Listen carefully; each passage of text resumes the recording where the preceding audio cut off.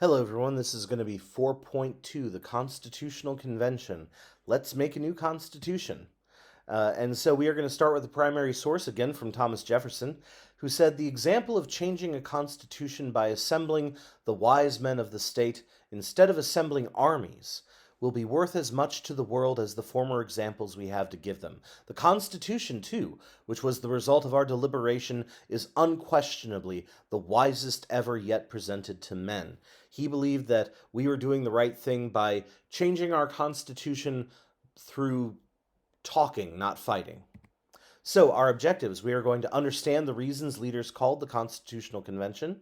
We are going to summarize the rival plans of government proposed there, and we are going to describe the compromise made in order to reach an agreement on the Constitution. So, let's look first at this Constitutional Convention. By 1787, some to many of these Americans had decided that the articles just weren't working.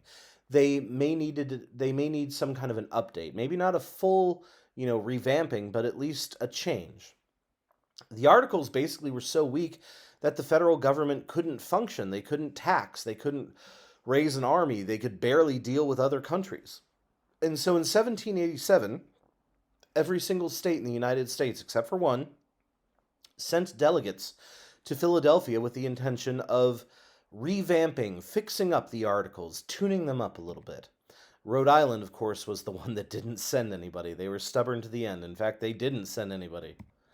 So it's time to update our country a little bit. Now, many of the leading people of America were at this. In fact, I think it was Jefferson who called it an assembly of demigods. Even though Jefferson himself was not there, he was our ambassador to France at the time. John Adams was in England at the time, so he wasn't there. But we had many of the old guard of the American Revolution and some young upstart kids as well. Two of the newest members who were young and upstarts were Alexander Hamilton of New York, who you know pretty well probably, and James Madison of Virginia. So here is Alexander Hamilton. You probably knew this was coming from me. Anyway, here's the real Hamilton, 1755 to 1804. He was born in the Caribbean. He came to New York on a scholarship, more or less, and went to King's College, now known as Columbia University. He was a major general by the end of his life. He had been promoted. He was Washington's aide de camp during the American Revolution. That meant he took care of a lot of Washington's paperwork. Later, he was a New York congressman under the Articles of Confederation, and under George Washington, he was also our first Secretary of the Treasury, and as many, if not most of you know, he was killed in a duel by Aaron Burr, sir.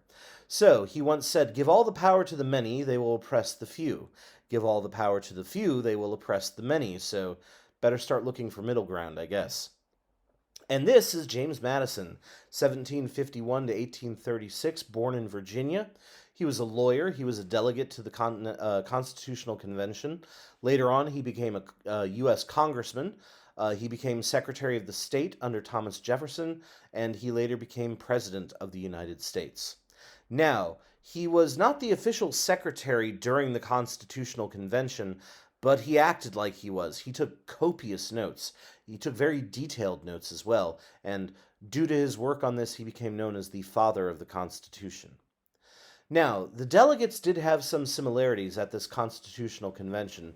For instance, they were all white men. Many of them were wealthy either by birth or by work. Many were lawyers.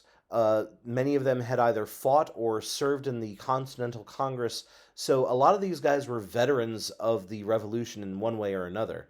And like I said, Jefferson said it was an assembly of demigods. It was the All-Stars. It was, George Washington. It was it was Benjamin Franklin. Many others of the best of America were there.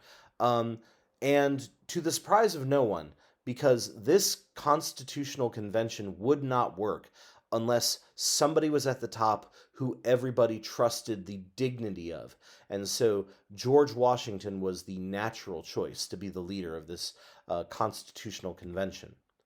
Now, Hamilton and Madison were two of the lead voices for creating a new form of government, not just fixing the Articles of Confederation, but tossing them out and replacing them with something else.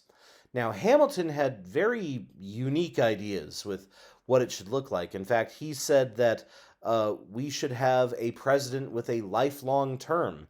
The president should be president for life.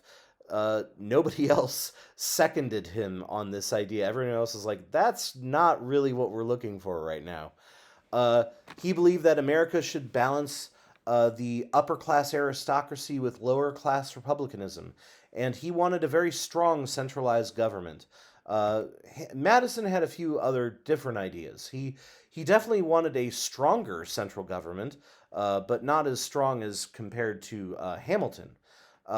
He placed most of his faith in the ideas of republicanism and the ideas that the people are trustworthy and can be trusted to um, be in charge of the government. He did not want this British style government. He instead wanted a very strong American style government with new American style rules. And he believed that you could pull off a republic in a large place like America. A lot of people said you can't. Republics only work if you're in a small territory. However, Madison said that basically the different groups and factions and parties and people with different ideas would balance and check each other, and that way you could have a large territory and a Republican government at the same time.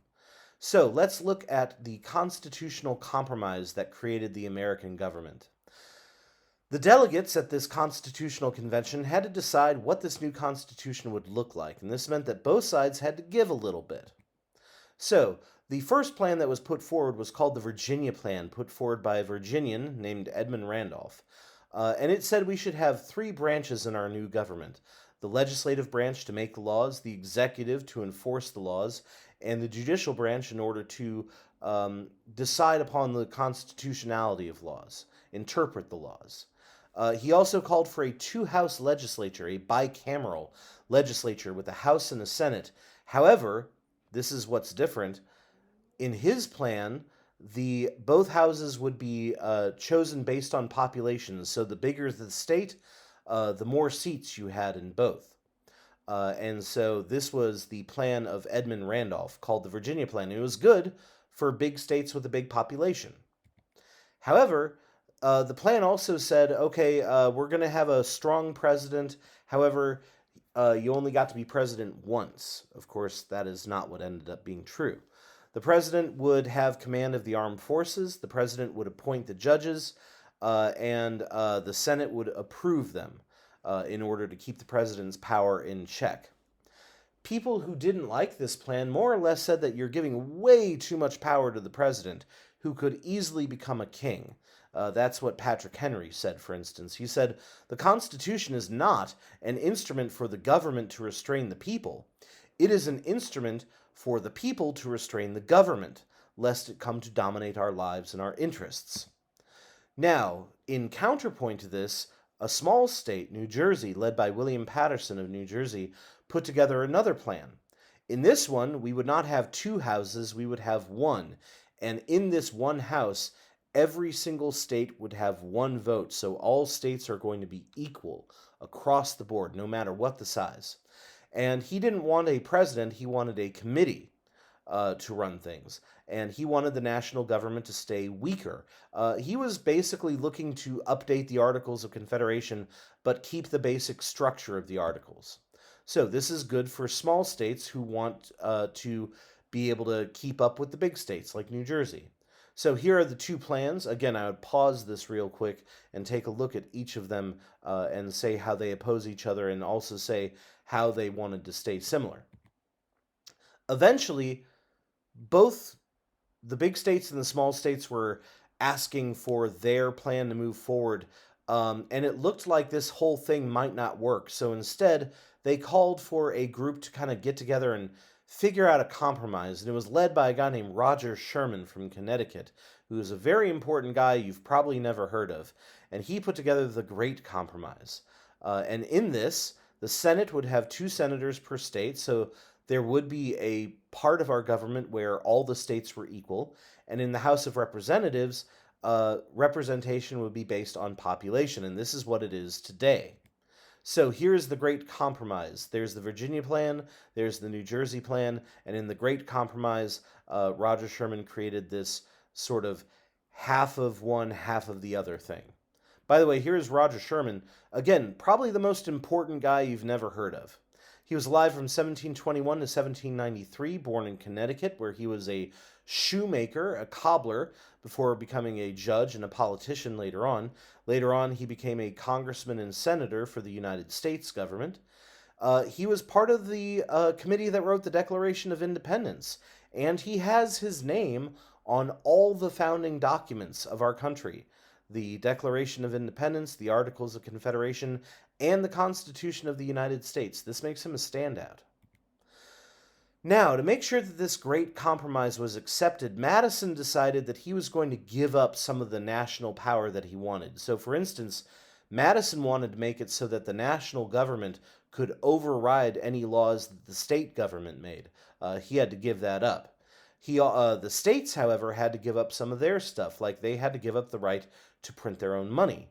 And this idea of balancing national power and state power is called federalism, and it's a very important idea, and one that we're still wrangling with today. Keeping this balance of the state and the federal government well balanced is something that we still see up through right about now. Now, the biggest division left after this was about slavery.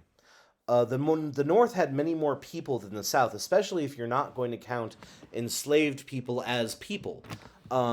So a few delegates talked about abolishing slavery. A guy named Gouverneur Morris actually gave a very strong speech talking about the evils of slavery.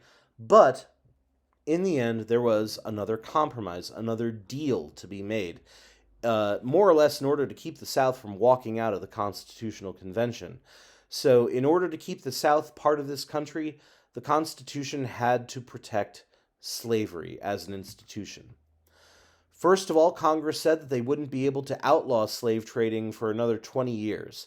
And during that time, many more enslaved people were brought from Africa to America. So, that was part of it. Also, the northern states had to recapture runaway enslaved people and send them back south into slavery. This is part of what is called the Fugitive Slave Clause. Secondly, every 10 years in our census, we would count every enslaved person as 3/5 of a person. Now, this did not mean that the enslaved people had any power to do anything like vote or have representation. However, in order to keep the South happy, we had to kind of bump up the representation they had in Congress. And so this gave them power over Congress and power over presidential elections. It is called the 3/5 Compromise. And this is the 3/5 Compromise right here. It says, representatives and direct taxes shall be apportioned among the several states which may be included within this union according to their numbers. And how are we going to count people? We are going to count them by counting the whole number of free persons and excluding Indians not taxed 3/5 of all other persons. And by other persons, they meant enslaved people. The word slave actually does not appear in the U.S. Constitution, but they found sort of euphemisms for slavery instead. In fact, the word slavery or slave does not appear until the 13th Amendment, which abolished slavery. Now, most state constitutions by this point had added a Bill of Rights. Bills of Rights were there to specifically name rights that the people had: freedom of speech, freedom of religion, so on and so forth. However, there's no Bill of Rights in the original Constitution. Most people said if we are going to have a Constitution, we should add a Bill of Rights to it as soon as possible. And that was, again, another deal that Madison was making during this time. In the end, the delegates said yes to this Constitution.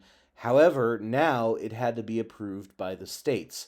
And that's going to be the next fight, the ratification of the Constitution. And we'll look at that in the next section.